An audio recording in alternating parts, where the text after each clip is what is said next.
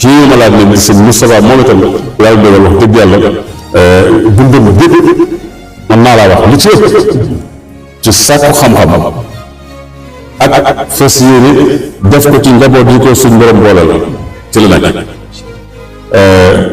ndax man waxtaan nañu bis mu xamal ma ne ma dund naa ba am ñaar fukki at ak juróom xaw ma góor gi te ñoo bokk kër gi loolu kon tarbiyaam yàgg na mu ne ma bi ma jàngee ba ñëw laa ko xam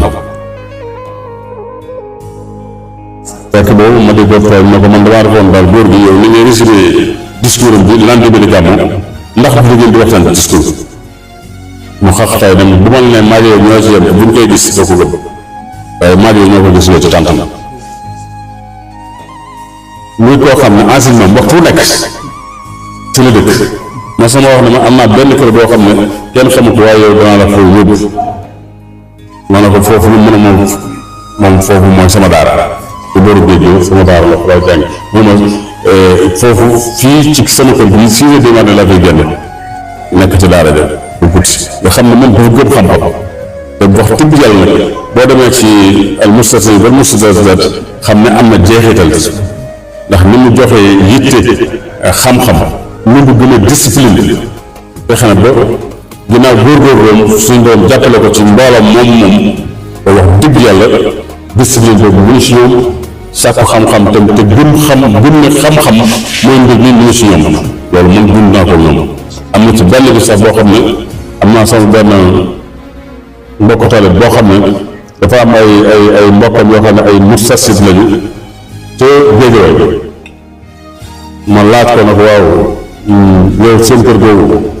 sa bopp mustarsid ba mustarsid ya fa dëkk ndax ni ñuy mel ci tànt bi ñoom la ñuy continuer toujours maanaam ni ñuy teey wala ba tey bi ndax noonu lañ mel toujours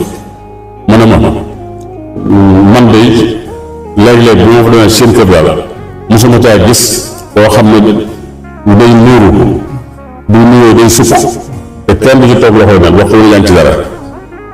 kon koy loolu mooy liggéey bi si tànk bi rek loolu nag mooy liggéey bi kon li may laaj sëñ Moustapha daal loolu mooy li ma ci xam te sëñ Cheikh Ahmad Tidiane ba mooy boole ak moom tamit dafa waxoon ne Cheikh Abdoul Ahad moo ko digaloon ay ndigal ci mu gën a fonk alquran waaye mu gën a taxaw ci diine ji lu mu ci wan ci tasaare ak yonente bi mu teg ca nag daal ne man li ñu seen bulaat li ma Cheikh Abdoul Ahad santoon nag tey yéen ñaar bi moom laa leen di sant ndax yéen a toll ci doxal diine ji ak waxal ko kon nag li ngeen ànd di ko doxal di ko waxal loolu mooy li mu boole ak